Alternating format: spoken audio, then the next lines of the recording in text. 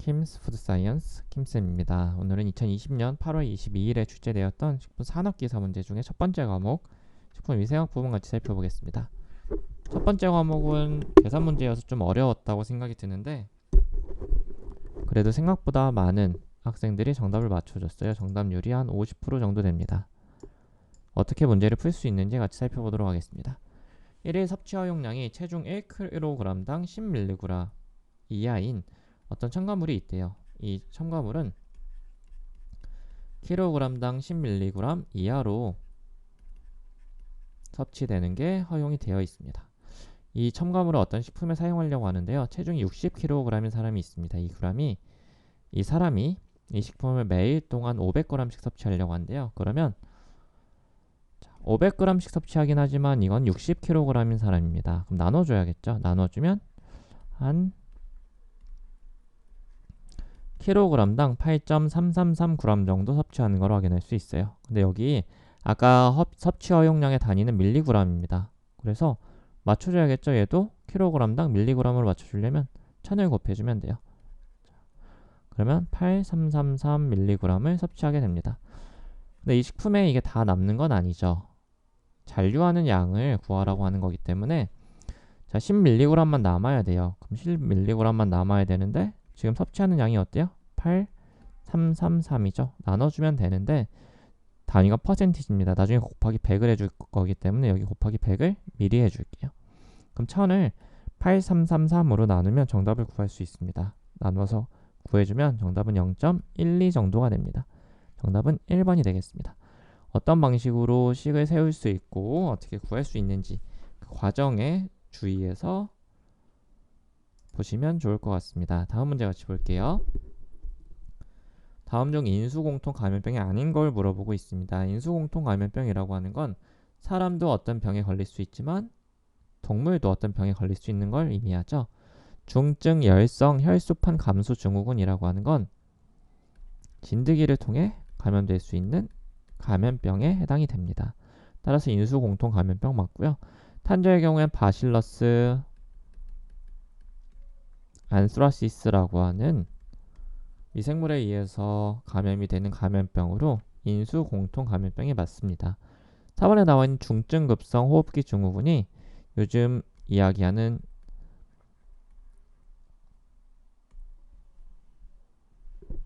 바이러스와 유사한 이 사스라고 하는 바이러스에 의해서 발생하는 거고 동물과 인간이 모두 감염될 수 있습니다. 급성 회색 수염이라고 하는 건 폴리오 바이러스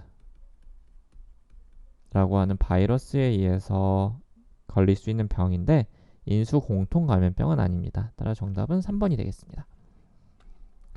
자, 이어지는 문제 같이 볼게요. COD라고 하는 용어가 나왔습니다. COD에 대한 설명 중 틀린 것을 물어보고 있어요. COD는 뭐죠? 화학적 산소 요구량이 맞습니다. 영어로 하면 Chemical Oxygen Demand예요. 화학적 산소 요구량 뭘 의미하죠? BOD와 COD는 뭘 의미해요? BOD는 Biological Oxygen Demand, COD는 Chemical Oxygen Demand로 화학적 또는 생물학적으로 산소가 얼마나 필요한지를 의미합니다. 즉, 이게 높다는 건 물이 수질이 오염됐다는 걸 의미하죠. 일단 맞는 설명. BOD가 적으면 COD도 적다. 이건 반드시 비례하진 않아요. 따라서 틀린 설명입니다.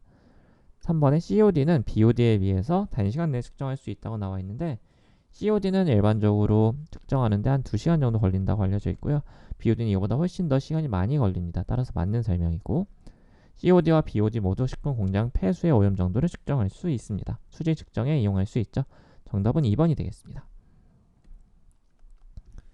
자, 이어지는 문제는 병원체와 인수공통 감염병에 짝지어진 것 중에 잘못된 거를 고르라고 하는 문제입니다. 장출혈성 대장균 감염증이라고 하는 건 장출혈성 대장균이라고 하는 세균에 의해서 감염되는 게 맞죠. 결핵은 어떤 거에 의해서 감염이 되죠? 결핵균이죠. 마이코 박테리움 튜버큘로시스라고 하는 세균에 의해서 감염되는 게 맞습니다. QR이라고 하는 건 리케차라고 하는 균에 의해서 감염이 되고요. 그다음 음성균입니다. 리케차는 일본 뇌염은 일본 뇌염 바이러스에 의한 질병이에요. 따라서 리케차 아니고요. 바이러스에 의한 질병이 되겠습니다. 정답은 4번이 되겠습니다. 자, 이어지는 문제는 육류 가공 시 생성된 발암성 물질로 발색제를 첨가해서 생성되는 유해 물질을 물어보고 있습니다. 우리 소세지 먹을 때 어떤 발색제가 들어가죠? 아질산 나트륨이 들어가죠. 이 아질산 나트륨을 넣으면 사람들이 왜 싫어하죠? 뭐가 생길 수 있어서? 어떤 발암성 물질? 니트로사민이 생길 수 있죠. 정답은 1번이 되겠습니다. 이번에 나와 있는 아크릴아마이드, 4번에 나와 있는 다완방향족 탄화수는 모두 유해한 물질은 맞지만, 화학적 유해 요소는 맞지만, 이거는 발색제를 첨가해서 생기는 물질은 아니고요. 이건 가공 과정 중에 이러한 고기를 우리가 익혀 먹을 때 높은 온도에 의해서 발생하는 가공 과정 중에 생길 수 있는 화학적 유해 물질이었습니다. 정답은 1번에 나와 있는 나이트로사민 또는 니트로사민이 되겠습니다. 자, 이어지는 문제는 어렵지 않았어요. 식품첨가물로 산화방지를 사용하는 이유와 거리가 먼 것입니다. 산화방지는 왜 쓰죠? 당연히 산패를 막기 위해서 쓰죠. 산패가 되면 변색이 생길 수 있으니까 산패에 의한 변색 방지 맞고요. 독성 물질의 생성을 방지할 수 있죠. 산패를 방지할 수 있기 때문에 이 산화물, 이거는 산화가 돼서 생기는 거죠. 불쾌한 냄새 생성을 방지합니다. 근데 이 산화 방지를 넣는다고 식욕이 향상되나요? 그렇지는 않죠. 이거는 직접적인 이유와 거리가 멀다라고 볼 수 있겠습니다. 정답은 3번이고. 자, 이어지는 문제 또한 어렵지 않았어요. 식품위생검사를 위한 일반적인 채취 방법으로 옳은 걸 물어보고 있습니다. 자, 같이 한번 볼게요. 깡통이나 병, 상자 등 용기에 넣어서 유통되는 식품은 반드시 개봉 후에 채취해야 되나요? 아니죠. 개봉하지 않고 채취할 수 있으면 더 좋을 거고, 합성 착색료 등과 같은 화학물질은 균질 상태의 것은 여러 부에서 가능한 많은 양을 채취하는, 그렇지 않죠. 균질 상태의 것은 적당한 양을 채취하는 게 원칙이고, 대장균의 또는 병원 미생물의 경우와 같이 불균질할 경우에는 한 개 부위에서 하면 안 되겠죠. 여러 개 부위에서 해야겠죠. 자, 그리고 어떤 식품에 의해서 감염병, 식중독이 발생할 경우엔 가능한 많은 양을 확보하는 것이 도움이 됩니다. 이런 세균, 식중독균은 조금 오염되어 있는 경우가 있기 때문에 가능한 많은 양의 식품을 확보해서 식품 전체를 시험하는 게 적합한 방법으로 알려져 있습니다. 자, 이어지는 문제는 포르말린을 축합시켜 만든 것으로 이것이 용출될 때 위생상 문제가 될 수 있는 합성 수지를 물어보고 있습니다. 우리 플라스틱은 크게 두 종류가 있었어요. 열가수성 수지와 열경화성 수지가 있었습니다. 열가수성 수지는 우리가 흔히 쓰는 염화 비닐 수지, 염화 에틸렌 수지, 염화 스틸렌 수지 모두 열가속성이었죠. 다시 한번 열을 가했을 때 변할 수 있는 성질을 가지고 있고요. 열경화성 수지의 경우에는 변하지 않는 성질을 가지고 있고, 대표적으로 페놀 수지가 있습니다. 열경화성 수지가 포르말린, 특히 페놀 수지가 포르말린을 축합시켜서 만들기 때문에 이것이 용출이 될 경우에 문제가 생길 수 있습니다. 자, 이어지는 문제는 멜라린 아니고 아마 멜라민 수지인 것 같아요. 멜라민 수지로 만든 식기에서 위생상 문제가 될 수 있는 주요 성분을 물어보고 있습니다. 자, 멜라민 수지는 어떻게 만들죠? 멜라민 수지는 멜라민에 포르말데이드 섞어서 만드는 열경화성 수지입니다. 앞서도 열가수성 수지와 열경화성 수지의 차이에 대해 말씀을 드렸는데, 멜라민과 포르말데이드 섞어서 쓰는 열경화성 수지에 따라서 나올 수 있는 주요 성분은 뭐겠어요? 포르말데이드가 되겠습니다. 자, 이어지는 문제는 쥐와 관련된 질병이 아닌 걸 물어보고 있습니다. 우리 쥐는 굉장히 여러 종류의 감염병을 옮긴다고 알려져 있죠. 대표적으로 뭐가 있어요? 패스트가 있죠. 흑사병의 경우에 쥐가 문제가 되어서 쥐가 이런 병을 엄청 옮긴다고 이야기가 많이 되었고, 살모넬라증, 그리고 신증후군 출혈열, 이거는 신증후군 출혈열일 텐데, 신증후군 출혈열은 우리나라에서 발견된 건데 한탄 바이러스라고 하는 바이러스에 의해서 감염되는 걸로 쥐가 옮긴다고 알려져 있습니다. 4번에 나와 있는 폴리오는 인수 공통 감염병이 아니라 그랬죠. 인수 공통 감염을 시키는 바이러스가 아니라 그랬습니다. 따라서 정답은 4번이 되겠습니다. 자, 이어지는 문제는 독소형 식중독균에 속해서 신경 증상을 일으킬 수 있는 원인균을 물어보고 있습니다. 우리 식중독균은 크게 감염형과 독소형으로 나눌 수 있습니다. 물론 그 중간에 감염 독소형도 있지만 크게는 감염형과 독소형으로 나눌 수 있죠. 어떤 독소, 톡신을 생성하면 독소형이고, 개체수가 늘어나서 식중독을 일으키면 감염형입니다. 살모넬라는 대표적인 감염형이죠. 여시니아도 감염형, 클로스트리움 보툴라이넘은 독소형이죠. 콜레스테린 보툴라인은 어떤 독소를 만들어내요? 보톡스를 만들어내죠. 우리가 주름을 피는 데도 사용하지만 이게 콜레스테린 보툴라인이라고 하는 미생물이 우리 몸에서 많이 증식을 했을 때는 보톡스가 우리 몸에서 신경계에 영향을 미칠 수 있다고 알려져 있습니다. 정답은 3번이 되겠습니다. 자, 이어지는 문제는 식품 및 기준 및 규격에 이거 어디에 나오는 거예요? 식품 공전이죠. 식품 공전을 살펴보시면 검체, 채취 및 취급 방법이란 게 있습니다. 자, 이거에서 미생물 검사용이래요. 이 안에 또 미생물 검사용 검체 운반에 대해서 세부적으로 나와 있는데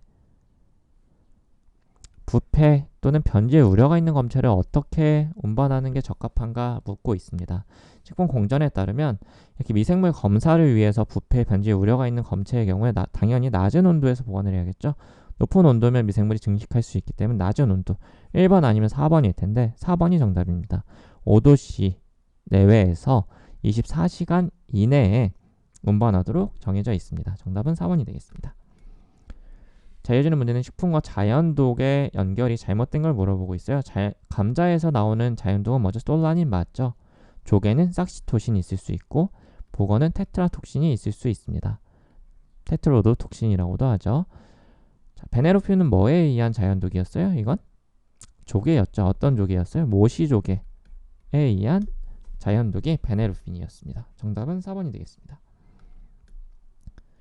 자, 이어지는 문제는 곤충 그리고 동물의 털과 같이 물에 잘 젖지 않는 이러한 이물 검출에 적용하는 이물 검사를 물어보고 있습니다.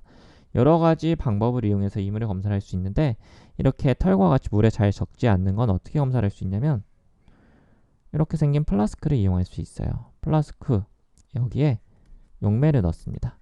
물과 섞이지 않는 용매를 넣으면 이 용매가 위에 뜰 거예요. 근데 이 동물의 털 이건 물에 잘 젖지 않는 됐죠. 그래서 용매 위에 이렇게 털이 떠다닐 거예요. 그럼 이 털만 따로 분리해내면 되죠. 이렇게 생긴 플라스크를 뭐라고 불러요? 와이드만 플라스크라고 부릅니다. 따라서 이런 방법은 와이드만 플라스크법이 되겠습니다. 자, 이어지는 문제는 우리가 많이 쓰는 플라스틱이죠. PVC의 필름을 식품 포장재로 사용할 때 잔류할 수 있는 단위체를 물어보고 있습니다. PVC이기 때문에 이 PVC는 단량체가 뭐예요? 비닐 클로라이드죠. 이거 여러 개 만들었기 때문에 폴리는 여러 개를 의미합니다. 그럼 이거의 단량체는 뭐예요? 비닐 클로라이드죠. 여기 정답이 나와 있습니다. 비닐 클로라이드의 모노머는 뭐예요? 한 개. 단량체를 의미하고 이게 모이면 PVC가 됩니다.